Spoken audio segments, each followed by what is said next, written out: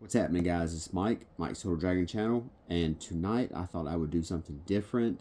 I am going to read one of Peter David's essays from his long-running.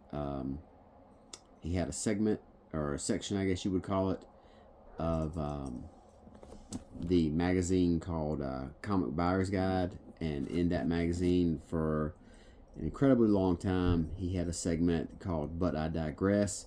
And it was basically like just some of his ramblings and musings, and him riffing on topics. And he was on it for he was on that. He wrote that editorial piece for a real long time, and he wrote so many of them. They were actually collected in two books. This is the second of his book, the collection.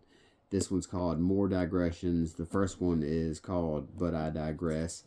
And this one here has one of my favorite segments in there, and it is called The Secret of Your Success.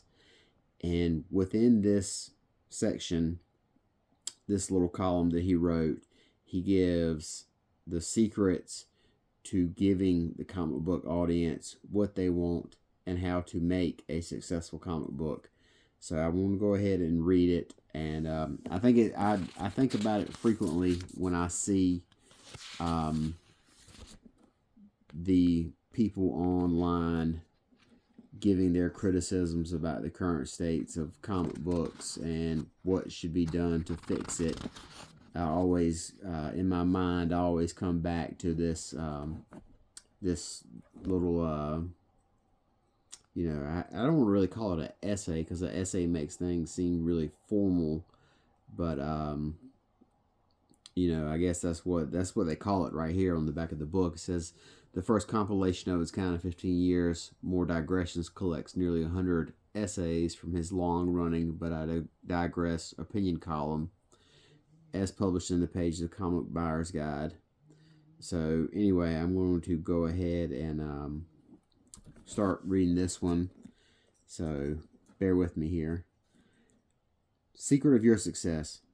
There are those who claim to have no idea what the comic audience wants anymore. Well, have no fear. I've made a very careful study based on days, hours, nay, minutes of scrupulous research. Thousands of people have been surveyed, dozens of websites have been studied. A few guesses are being tossed out and presented as fact in order to answer the question that bewilders folks who are trying to snag the imagination, attention, and purchasing dollars of the buying public. So I'm here to lay it all out for you in bite-sized pieces. First one. People want what's new. There's an insatiable appetite for the new hot thing. Old need not apply. Your father's Oldsmobile can pull right out of the lot. Heck, even referring to your father's Oldsmobile is passé. Bring out what hasn't been seen before. Be new. Be different. Be daring. People want to see innovation, not publisher innovation, just real innovation. People want to see comic book creators and comic book companies stretching, using their imagination to present exciting and novel visions that will absolutely command their attention. Different situations, different characters. They want to see old creators spreading their wings, pushing the envelope. They want to see new creators coming up with fresh, invigorating ideas. They want to see new and different series like Fables and Why the Last Man. Don't be afraid to let your vision run wild. People want what's old. When Americans go to foreign countries, where do they like to go to eat? McDonald's. Why? Because it's familiar. They know what to expect. It's comforting, and what they want from their comics as well. And that's what they want from their comics as well. They want the old standards. They want the superheroes that have been around for decades, the ones in which they have an emotional investment. They want to see old creators working their magic on classic characters. They want to see new creators bringing new modern sensibilities to the heroes who have been doing their hero thing for a good long while. If there are new series to be produced, they should be reinterpretations of time-honored themes that are easy to wrap oneself around, such as classic fairy tale characters or the last man on earth concept. Be afraid to let your vision run wild, because no one will run with you. So you kind of get an idea where this whole column's going. People want low prices. Let's face it, the economy is in a slump, and the only way you're going to get money flooding your way is if you're living in a country we happen to be bombing or already have bombed. Money's tight, everybody knows that, and they're watching their pennies. So publishers should be doing everything they can to keep their prices as low as possible. Raise the cover prices from $2.25 to $2.99, and it's pretty much the death knell for the book. People want high prices. Why in the world should retailers be devoting shelf space to books at incredibly low cover prices, such as 10 cents, and making minimal to non-existent amounts of money per unit? Marvel put out books priced at 99 cents, and people were no more inclined to purchase those than they were anything else. In the meantime, rent and utilities and other store costs are just going up, not down, and lowballed cover prices aren't helping matters any. People don't care about prices. Hey, if they want the book, price is just not going to matter. They'll pay $2.99, $7.99, whatever. It's of no consequence. Just concentrate on producing dazzling, brilliantly innovative titles that embrace everything that's gone before, and you'll be fine.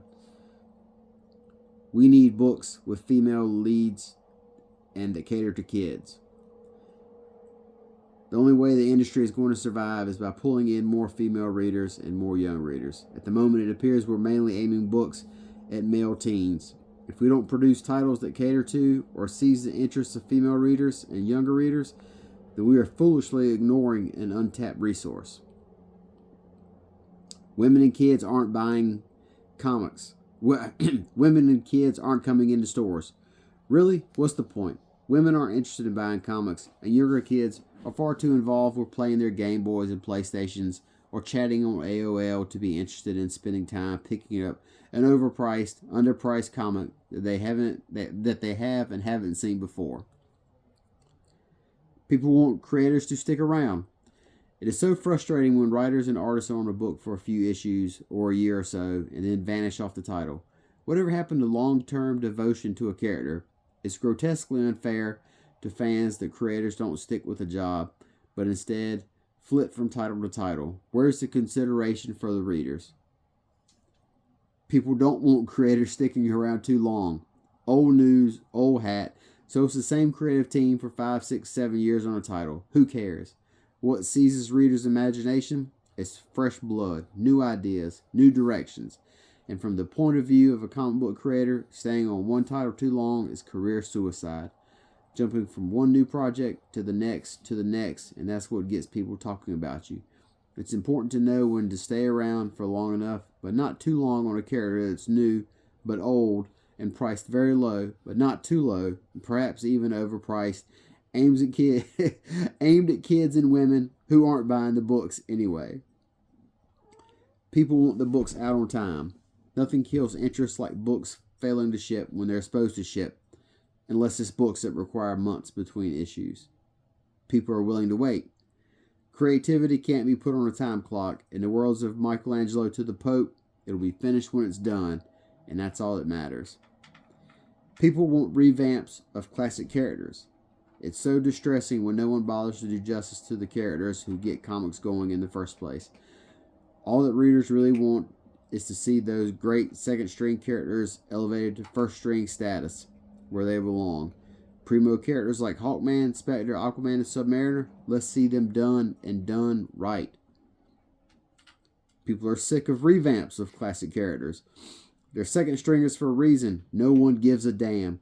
Nothing is worse than watching yet another retelling of some low-interest, lame character.